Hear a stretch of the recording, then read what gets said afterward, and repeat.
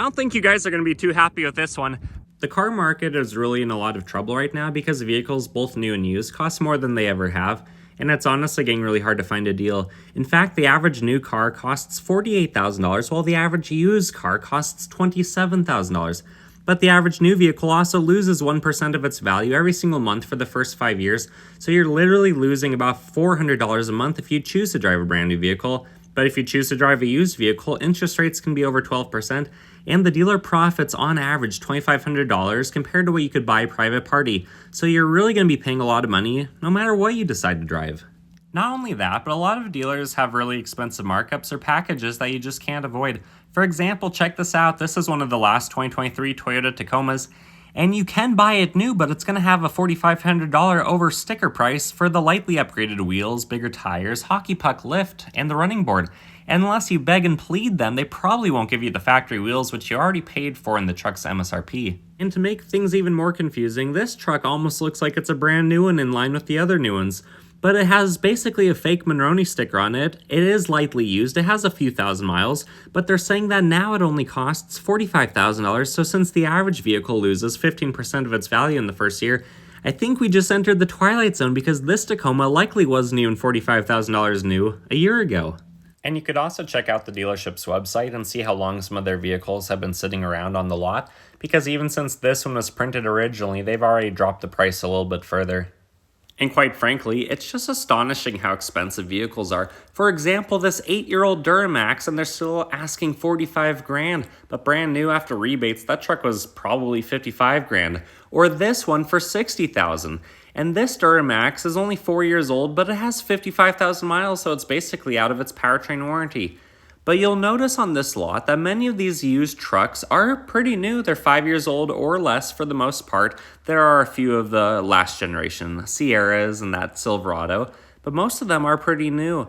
But check out this F-150 XL, so it's a pretty low trim level, and they want $32,000 for it, and it doesn't even have the big EcoBoost. This has the 2.7, so I think they're asking almost what this was brand new. But on occasion, you can find one that's actually discounted below MSRP, so $67.5 for this one. Stickers for $71.5, and it actually is a 2024, so at least that's good news. Although I do strongly recommend that you go check out other towns, other neighboring cities, and see what their deals are. Maybe email some dealers and see what the best offer you can get is.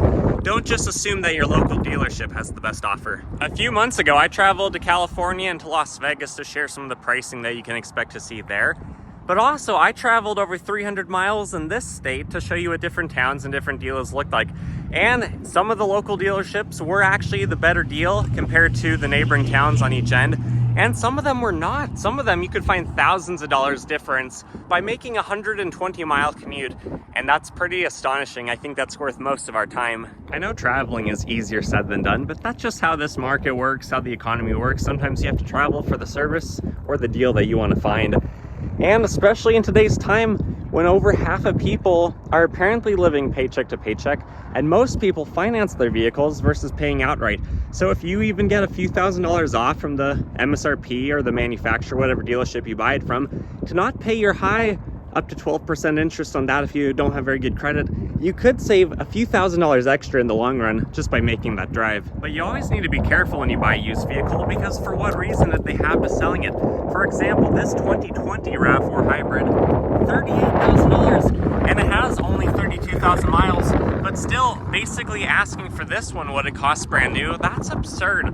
Or what about this Foreigner, which I do appreciate the TRD wheels. I have always liked that style, but it's 3 years old, has 42,000 miles, so it's, 3/4 of the way out of its warranty basically, and it costs $43,000. So for that price, you could buy a premium SR5 or a base TRD off-road. It is nice, however, that this dealership lets you drive through and you can look at some of the information from the window sticker if it's advertised, but I really wish that they put the sticker that really gives you the details, the rear side door.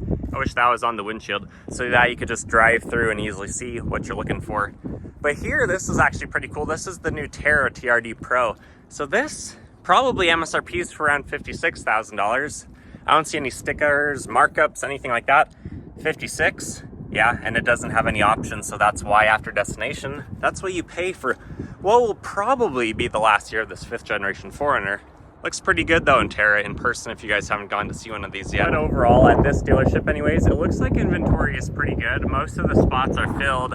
There's only some surplus in the back, but most of the upfront spots do have a vehicle in them, so it doesn't look like inventory supplies are bad here by any stretch of the imagination. But from being in those different states and different dealerships, it is drastically different. So when a number of us are making these videos to show you and trying to expose bad dealership practices and things like that, there is a lot of variance. So some of us might have one opinion, some of us might have another, and it's tough to discern the truth because the truth is what's local to you. There's a lot of variance across the country in pricing, in practices, in a lot of different variables. But overall, and the reality of what I'm seeing local-ish to me is the last time I was here was about a month ago, and honestly, pricing already seems to be a little bit better. There are still those vehicles that have their $5,000 packages, which I think are overpriced, especially where they try to not give you the factory equipment. But overall, I do think things are maybe cooling down just a little bit. But I think it's time to head to the next dealership and we'll see what inventory and pricing and transparency look like there. I'm at Ford now to check out some Super Duties, and let's take a look at this high output with the red badge, 6.7, 2024 high output package, almost $13,000 for that. And overall price is over $91,000. That's a lot of money for a Super Duty. Looks like there's a similar one right here. This is still a Power Stroke, but it's not a red badge, so it's not a Super Duty. $68,000. But look in there. It has cloth seats, if you guys can see that. Maybe better through back here. Cloth seats for this Super Duty. Huge cabin, though. I see why people like these. But it's a Super Duty. Again, and no bed liner. That's a lot of money for a truck that's not actually equipped to haul stuff right off the pavement showroom floor, you know. Same thing over here, and same thing right there. Where are all the bed liners? Those really should come from the factory. This one is only $58,000, but it's not a diesel. It's a 7.3 Godzilla engine, 10-speed transmission, which is good, but it's also a cloth seat truck, and it's the small size. Sorry about these camera angles, guys, but it's the extended cab, not even the full size. And here's one more non-high output Super Duty, 6.7, $71,000, no bed liner. So what do you guys think about that? Comment below. But this one's kind of cool. This is a Tremor high output Super Duty. And does it have a bed liner? It's hard to tell because it's black. Yes, it does. It has a bed liner. But let's see, how expensive is the Tremor? $98,000. That's a lot of money for a diesel truck, even though it does look awfully good. But if you guys saw my video from a month ago, this is the same truck. It still hasn't sold, probably because a month later, it still doesn't have the spray and bed liner. But what that means is you guys can expect all of those Super Duties that were hidden away over there to cost an extra $580, potentially more, based off of the fact that a lot of them are long beds. And I don't know if they're biased in how much they spray for the dollar value, or if it's just based off of the actual service. But there's something else I want to mention. I don't know if this is the same truck or not, but that is pretty cool. They're finally offering a $10,000 discount that you can see from the road. So you can just drive down here, check it out. And because of the interest rates, it's showing you that it'll save you overall a little over $12,000 if you buy this. So kudos to them for making that a little bit more transparent. The base MSRP though, $63,000, and it's a year-old truck. So I guess getting 10 grand off is the minimum that you should expect for a year-old truck that's already lost that much value as soon as you drive it off the lot. But overall, I wouldn't say inventory is crazy. I mean, they have quite a bit of acreage over here, but there are a lot of trucks facing the road. Unfortunately, only like every other one actually has any information in the sticker.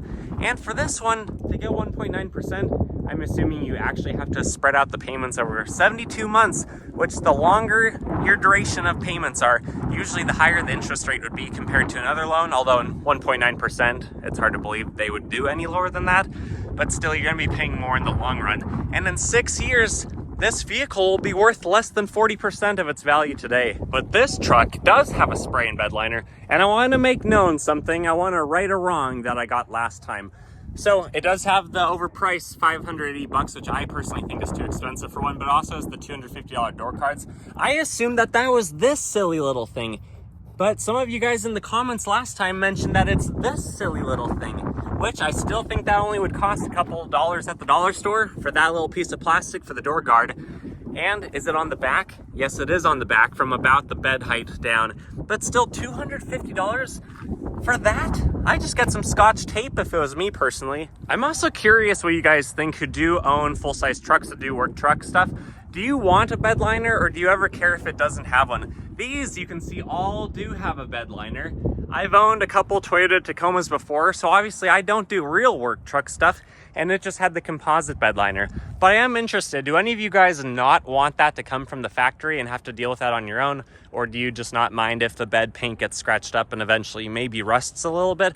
Although with these aluminum trucks, maybe that's less of an issue. What do you think though? What's your experience? Comment below if you don't mind. I just want to check out this regular cab real quick because I've always kind of liked these. There's a channel, I'm not sure if they're still posting, but it was called Boosted F-150. He had a Whipple supercharged F-150 four-wheel drive and ran some really impressive quarter-mile times. It looks like this one must be used because there's no Monroney sticker. Oh, dang, it's even a 2017. Unfortunately, though, there's no pricing on this one. You only get a random guy's name and number to call.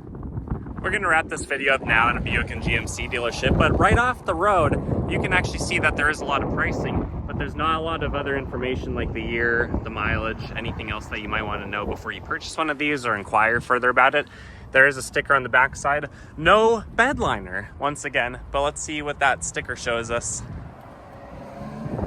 And it's one of these that shows you absolutely nothing. I've been to dealerships that are much more transparent, so for me it's kind of frustrating to come to these that even though you get the pricing, you really don't get much more information. So for all you know, that these prices, even after their, alleged discounts, it could still be more than MSRP. It still could be thousands more than Kelley Blue Book, but just assume it's going to be at least that $2,500 more than what they bought the vehicle for, because the average used car sells for between 10 and 30% more than it was purchased. Although sometimes dealerships do lose money, so for those situations that does kind of stink. Sometimes they buy something bad. Again, why do people sell their cars? Do they get bored of it? Is it a lemon? There's a lot of different reasons. Maybe, it's just more vehicle than they want or not enough. Maybe they need more than this HD truck and they decided to buy a Peterbilt instead. But there's a lot of reasons, and I do know from a lot of what I hear in the comments on forums and even on my videos, a lot of people do trade their vehicles because they got a bad one that has electrical problems that was probably built late on a Friday afternoon, and it's just not what they were expecting or hoping for. And obviously, a heavy-duty GMC for $74,000 is not the average vehicle, so it's not going to be the average vehicle price of $48,000, but also the used vehicle price average is about $27,000. So whether you're buying new or used, those numbers are just absurd, especially when the average family makes about $75,000 a year gross. After you take out taxes and you lose about a quarter of that, you're left with $56,000 for your whole family for the whole year. And if you're gonna spend no more than 10% of your money on a vehicle every year, you can barely spend about $400 a month. And that includes gas, insurance, and if you have a vehicle payment. And what about repairs? What about any other costs that might go into that? So whether you're gonna lose a lot of money on a brand new car, losing 1% of its value every month for the first 60 months, and then it slows down a little bit more, or you're gonna pay a lot of money on interest and just assume that you might not be able to refinance to a lower rate because we don't know what the future is gonna be. They're probably gonna lower interest rates, but honestly, we don't know. This is the current time we live in and we haven't experienced anything like this before. So ultimately, it costs a lot of money to buy, own, and operate a vehicle, and I really don't want you guys to get in over your head or be underwater on your vehicle. So if you can't pay it in cash, which is the number one way I recommend buying a car, make sure that you are shopping around, that you're making good decisions, asking great questions at the dealership, or doing your own research online before you come in and talk to these guys. Because as much, salespeople are just like anyone else. They're just trying to do their job. They're just trying to provide for themselves and their family. And the way that they do that is by getting sales and getting you to spend your money. Ultimately, guys, I just want you guys to make the best decision for you. And I hope my video can be helpful in that process. if you can, maybe wait a little while before buying that new vehicle, whether it's new or used. It's going to be new to you. So maybe consider waiting a little while. I think prices are already getting a little bit better. And as much as this video might seem like it's blaming the dealerships, which a little bit of it is, a lot of it's the manufacturers. Asking what they are for MSRPs on vehicles is absurd. They're asking so much more than they used to for basically the exact same vehicle. Even a lot of these are in the same generation of model that they were before COVID started. Yet why are they 50% more than they were just a few years ago? That's absurd. Getting to do what I do part-time, making YouTube videos about cars and stuff, is really fun, but in the process I've met and talked to a lot of people who are underwater on their loan. They can't get out of it without having a huge payoff penalty because they're thousands in debt beyond what their vehicle's already losing value. Because again, if you're losing hundreds of dollars a month, it doesn't take very long, especially if you don't do a down payment, to be in trouble. So guys, make the best decision for you, and comment below what might be helpful for me to know, what might be helpful for other people to know. If you like this video, please consider liking this video. That act of kindness really goes a long way in helping it to get shared. And really my point in making these type of videos once or twice a month is just to share what the market looks like local to me, and to hopefully help people not overspend on vehicles, not to get underwater. And hopefully some manufacturers and the people in charge will start to see these videos and realize that, yeah, people can't afford these. There are a lot of basically brand new vehicles and they're all way too expensive. So with that said, I wish you guys the best. Take care until next time. See ya.